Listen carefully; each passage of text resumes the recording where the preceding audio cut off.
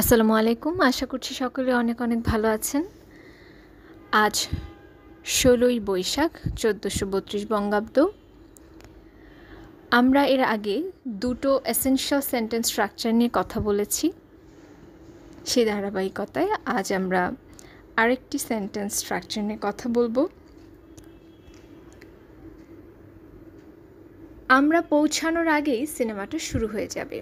এটিকে যদি ইংলিশে প্রকাশ করতে চাই তাহলে আমরা কি ব্যবহার করতে পারি? বাই দ্য টাইম, এই ফ্রেজটি। By the time we arrive, the movie will have started. এটি ফিউচার টেন্সের একটি স্ট্রাকচার।